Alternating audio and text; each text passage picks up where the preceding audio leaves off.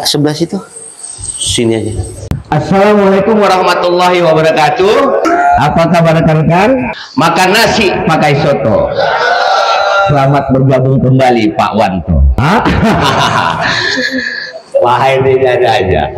Katanya dibilang ya Bu, kita doakan supaya nyawa Pak Wanto dicabut. Cobalah. Kan aduh, Abang Putrajaya Divisi Pusat.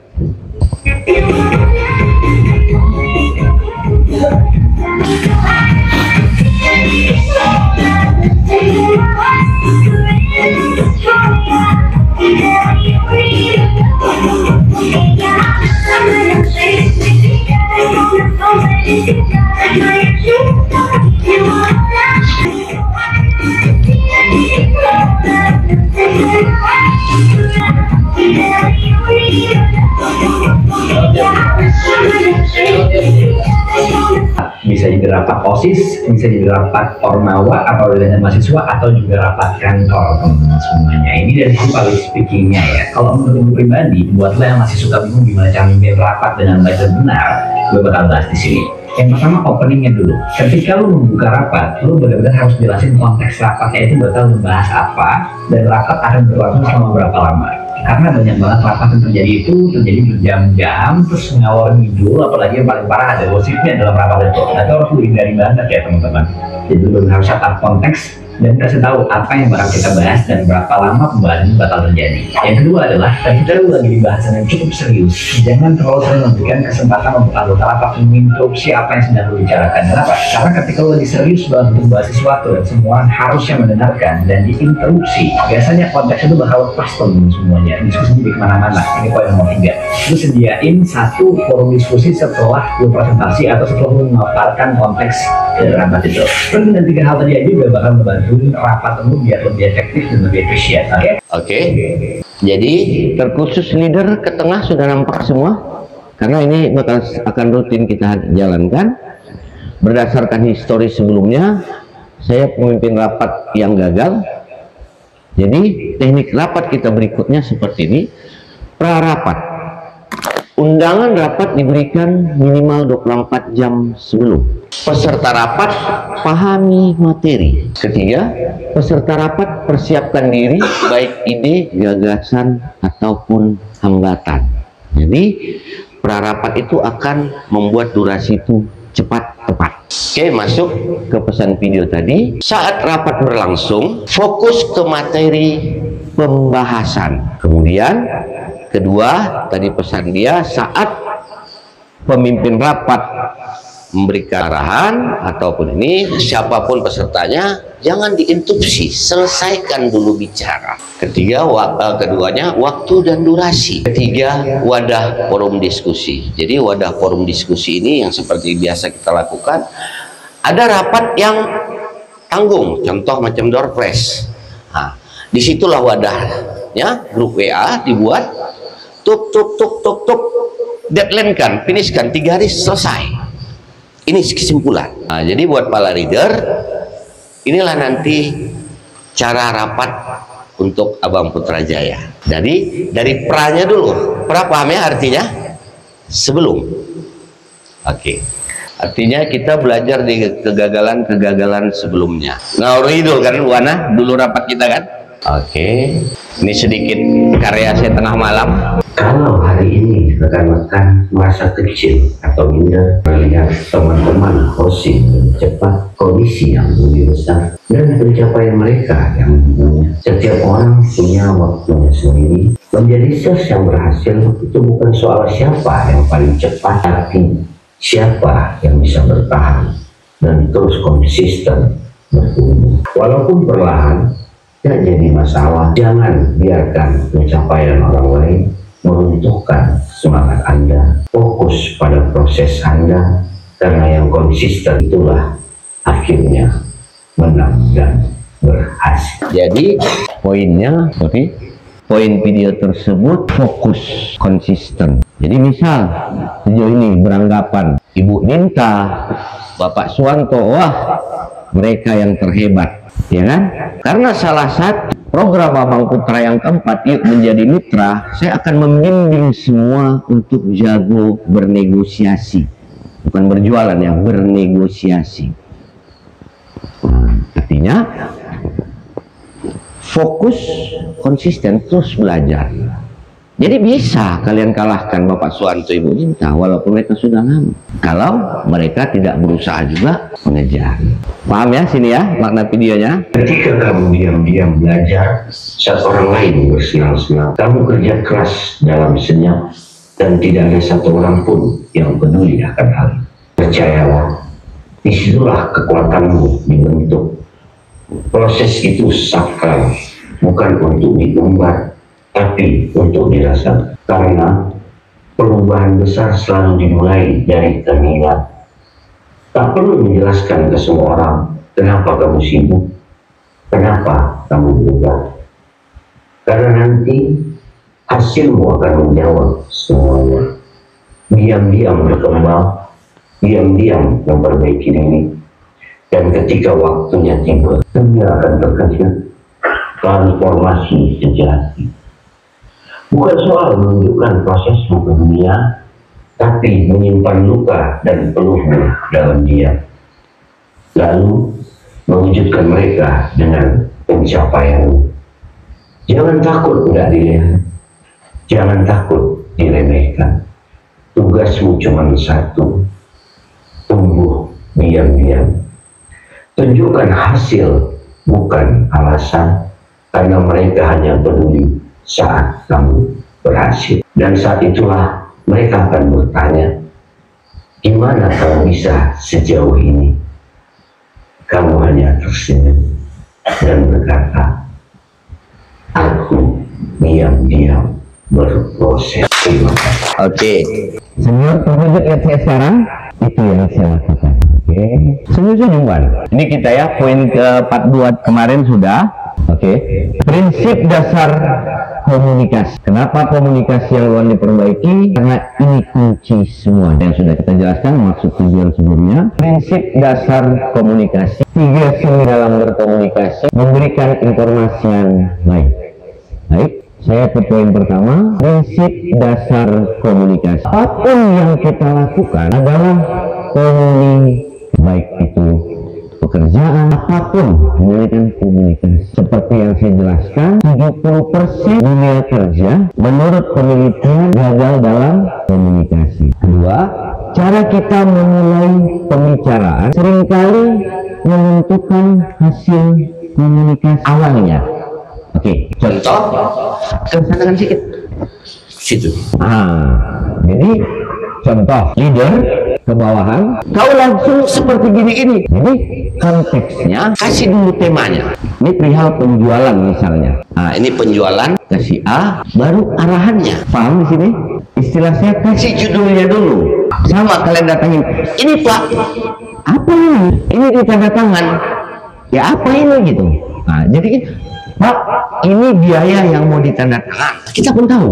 Jadi itulah seringnya berkomunikasi kita, termasuk saya pribadi dulu. Awalnya langsung jadi si karyawan nggak bertanya balik atau si tim kita nanti yang tidak mau bertanya balik, dia bingung. Ya dia kerjain aja. Salah kita yang marah, bukan ini. Seperti itu.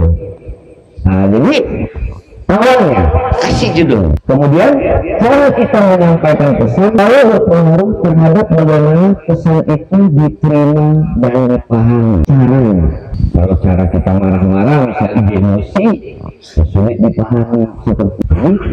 Caranya, karena kalau cara masing-masing punya cara, tapi sistematis berkomunikasi itu ya seperti itu. Kasihkan dulu konteks judulnya, apa temanya, kemudian berikan cara yang menurut Anda baik agar pesannya tersampai. Oke, yang keempat, komunikasi yang sebenarnya adalah pesan yang diterima, bukan pesan yang disampaikan. Oke, pemaknaan bahasa ini, komunikasi kita si pendengar, kita yang benar-benar pahamin apa ini maksudnya.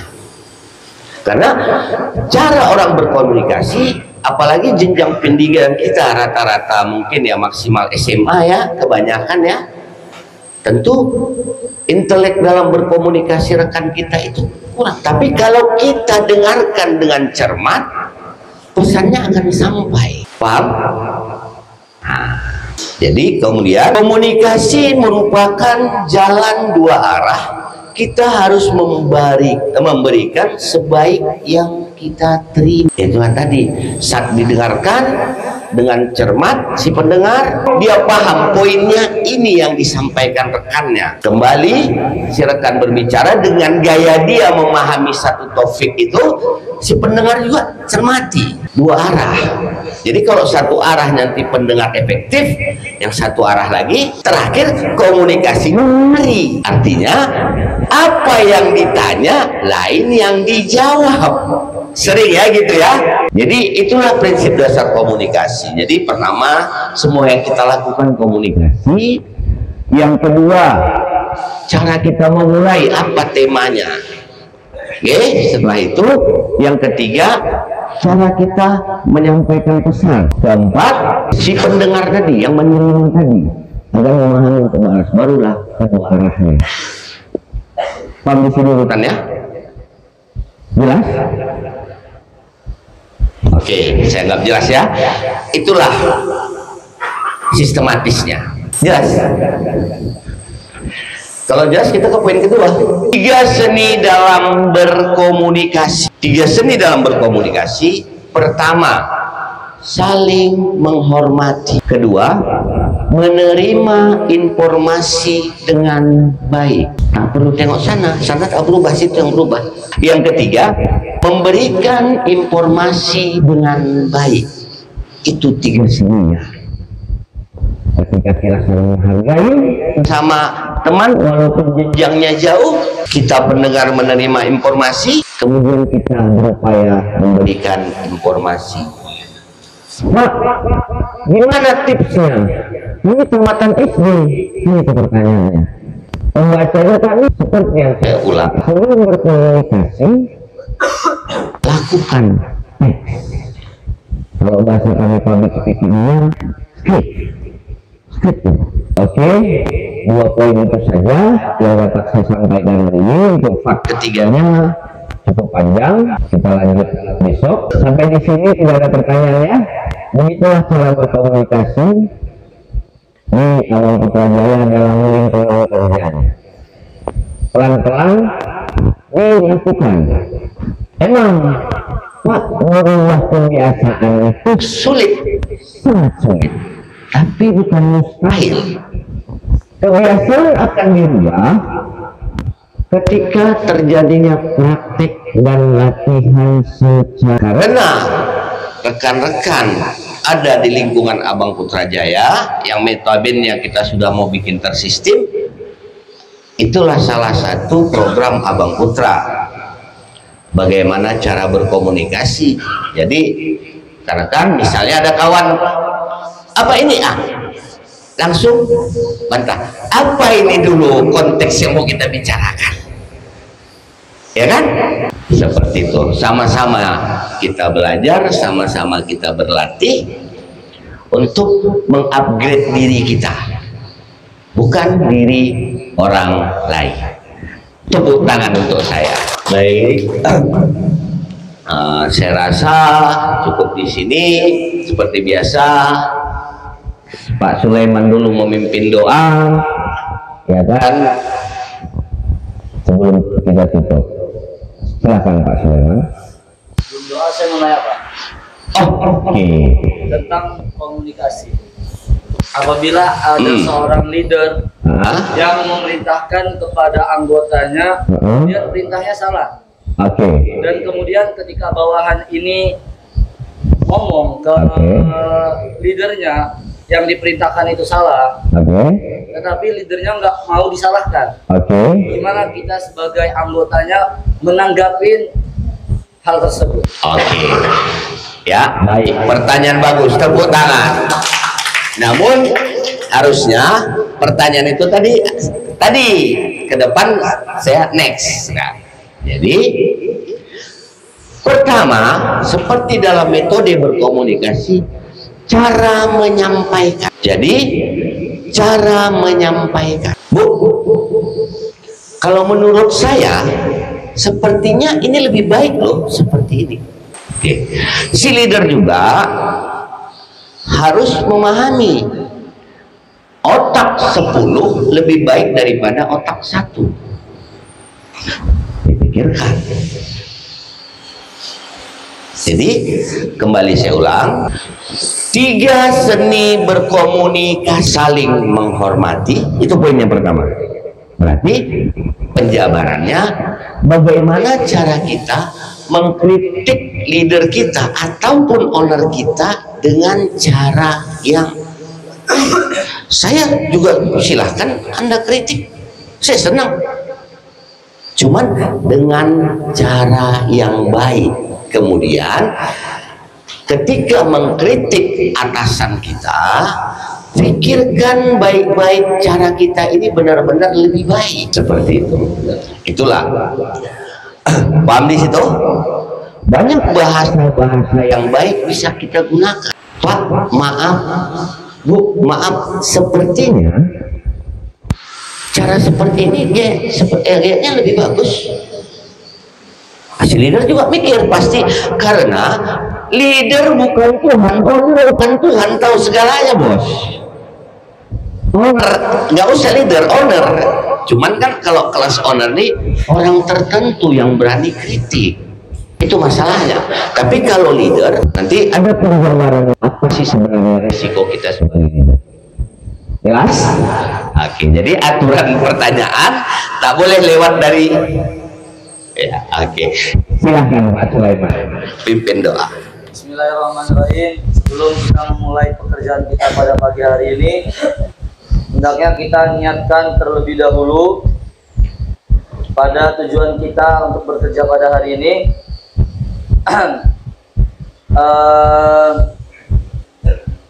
Marilah kita berdoa menurut kepercayaan kita masing-masing. Berdoa dimulai. Berdoa selesai. Buah maha, buah berduri.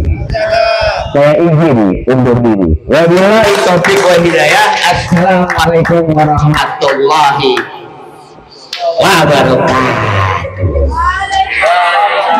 Iya, kan sekali ya kan. Ownernya kok SO inilah. Oh nanti Pak.